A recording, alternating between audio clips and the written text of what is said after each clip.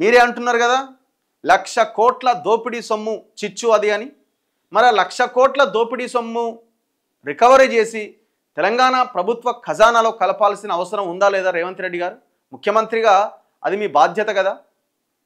2023 ఎలక్షన్స్కి ముందు ఒక్కసారి మీ స్పీచ్ బయటికి తీయండి, దుమ్ము దులపండి ఒక్కసారి. మీరే కాదు, రాహుల్ గాంధీ కూడా ఢిల్లీ నుంచి హైదరాబాద్కు వచ్చి ఏం మాట చెప్పిండు? 1,00,000 కోట్లు తిన్నారు, లక్షల కోట్లు తిన్నారు, కక్కిస్తామని అన్నారు.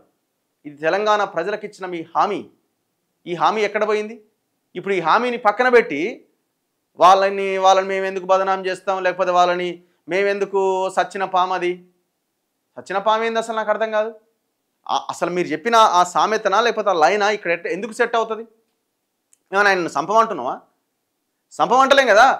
ఆయనని జైల్లో వేస్తారా వేయరా కూడా అడుగుతలేం. వాళ్ళు తిన్నది ఎందుకు మీరు వెనక్కి తీసుకుంటలేరు? వాళ్ళకి అదే జైలు శిక్ష అనుకోండి.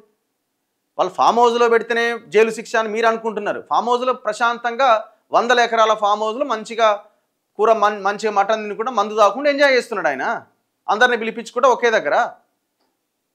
మీకదే ఆయనకు జైలు లాగా కనిపించుండొచ్చు, మాకు కనబడట్లేదు అది. మేము జైల్లో వేయాలనో లేకపోతే వాళ్ళని ఇంకోటి చేయాలనో మీరు అంటున్నారు కదా, సచ్చిన పాము ఇంకెంత సంపాలని మేము అనుకోవట్లే.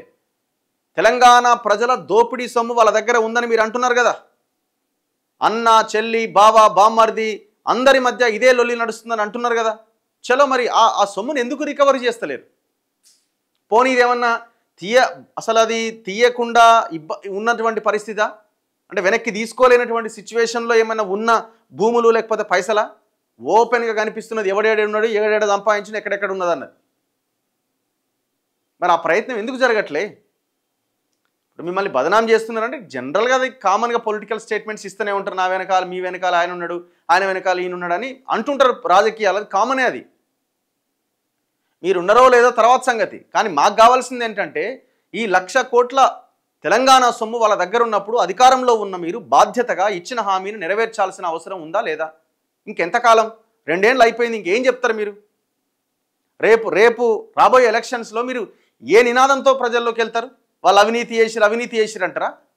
మరి వాళ్ళు అవినీతి చేస్తే మరి చర్యలేవి 5 ఏళ్ళు కానీ జనాలు ఆనాడైనా అడగరా?